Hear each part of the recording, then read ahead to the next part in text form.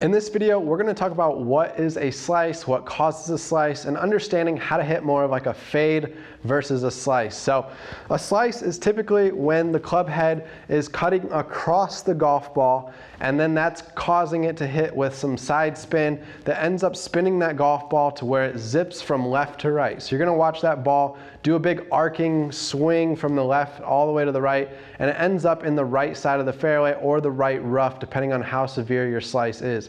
Now, to compensate for hitting a slice that's going to move the golf ball from left to right while it's flying through the air, most golfers aim themselves left, or they make an over-the-top move where when they come down on the downswing, they extend that club out to the outside and they cut across the ball back to the inside, and that's called an over-the-top swing move. And this is going to cause that golf ball to start off to the left when they initially hit the golf ball, and then it's going to have that slice spin that it puts on the ball, and that's going to cause it then to zip from the left all the way back to the right side. So the slice is one of those things most golfers start off with, and they don't understand that the cause of it is that the club face is open relative to the swing path. So when the swing path is coming from the outside in and we're hitting towards the left side, that's where the ball initially starts. But because that club face is open relative to that swing path, well, now this cuts across the ball in a way that it creates that spin, that slice spin that then sends the ball going from left back to the right. So if you were to get that club face shut at impact, where it's the sole of my iron here is straight up and down rather than turned open, where the face of my club is shooting up to the sky, that indicates an open face. So when we take that club back, a lot of people over rotate the wrist and open that face up, and then that leaves it open throughout the swing, and it comes back to the golf ball, and now that club face is open when it gets to that golf ball. So we want to get that face more square or slightly shut when we're swinging, trying to get rid of a slice. Now, if we're trying to hit a fade, we definitely want that club face slightly open when we hit that golf ball. Now, to compensate for having a slightly open club face, we need to get that golf ball starting to the left a little bit so that it takes off to the left, and then that slightly open face is going to move the ball back to the right because it's going to create that left to right spin on it.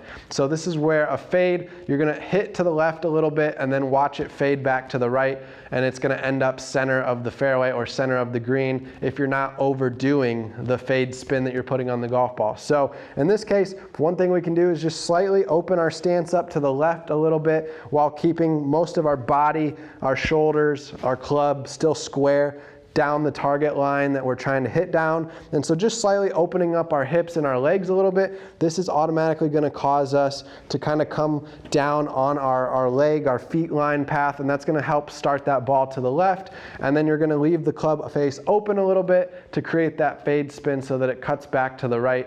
So if you're overdoing it, again, it means your club face is too open. It's turned way too open when you hit that golf ball, and you're creating too much side spin on the ball that's taking it from left to right and way too drastic of a move. So to soften up that slice and turn it into a fade, we got to get that club face more shut when it hits that golf ball. So you can do this by strengthening your grip a little bit, having more of a stronger grip on the golf club, which just means rotating our hands around the club to the right a little bit more. So the V's in our grip in our hands here, the index finger and the thumb, they form this little V in the cushy part of our hand there.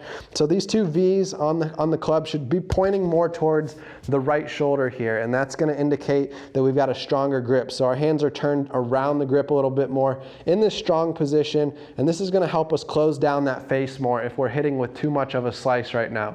So start working on this drill, and it's going to help you turn your slice into more of a fade. If you don't want to have a slice or a fade at all, well, then we need to get that club face completely shut when we make contact with the golf ball. So to do this, we can just work on a backswing drill. So as we're taking the club back, we want to make sure we keep that club face pointing towards the ground. That's a closed, shut face. If the club face is turned to where it's straight up and down, that's neutral. And if that club face is turned way open, it's going to be pointing up towards the sky. So as we start the club back, we want to try to keep that club pointing down kind of at the ground there. That's going to have a closed face so that we can try to keep that throughout the entire swing. And by the time we get back to the golf ball, it's going to be shut, and it's going to hit that golf ball left due to that shut face. So it's going to get rid of that slice spin.